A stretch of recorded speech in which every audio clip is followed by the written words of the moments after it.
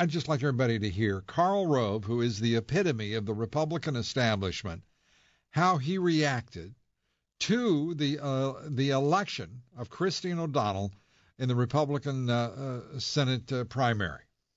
And one thing that Christine O'Donnell is now going to have to answer in the general election that she didn't have to answer in the primary is her own checkered background.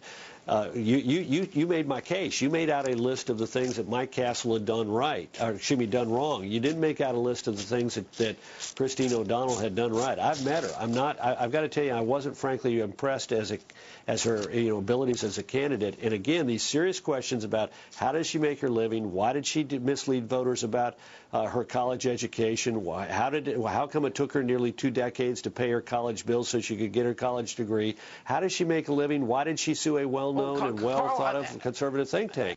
And what you heard was Sean Hannity trying to interrupt there. And I want to say this, Michelle.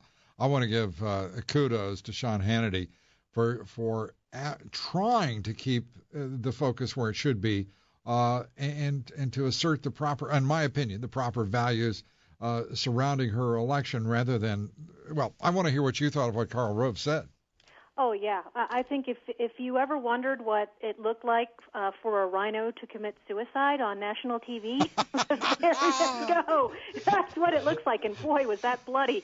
Sean is a good friend of mine. I appear on his show every week. I've met Karl Rove. We've talked. We've disagreed on many things. And I have to say that for someone who has been so long promoted by the right, and so many of my listeners and readers and people who are simpatico as the genius and the architect, boy, did he sure lose his head yesterday. Not even as a matter of principle, but just how politically tone deaf.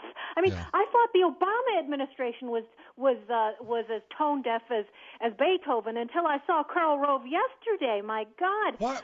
He couldn't even squeeze out an obligatory congratulations for this woman who, despite all the flaws and all of the shortcomings that we've heard so much about from the rest of the liberal media, despite all that, was able to beat a 9-term incumbent.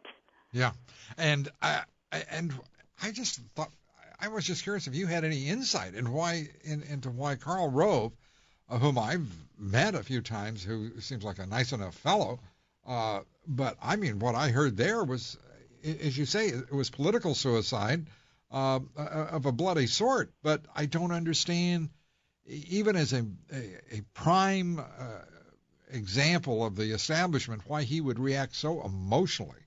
Mm-hmm. That was bizarre to me. Yeah, well, I think it can be as something as simple a factor as fear and a threat to the culture of entitlement from so many of the Beltway Old Guard. And this has been what has been so wonderful about the Tea Party movement for the last couple of years, even before it was called a Tea Party. I've been following this movement for a long time, and from day one, they've always made clear that this is not just about Obama. It's not just about the Democrats. It's about arrogant people in power in both parties and holding them all accountable. And finally, people like Karl Rove are realizing this, and unfortunately a little bit too late for so many of their friends, whether it was Bob Bennett or Lisa Murkowski and now Mike Castle. These are the people they dine with at the cocktail parties in D.C., and now they're going to have empty seats.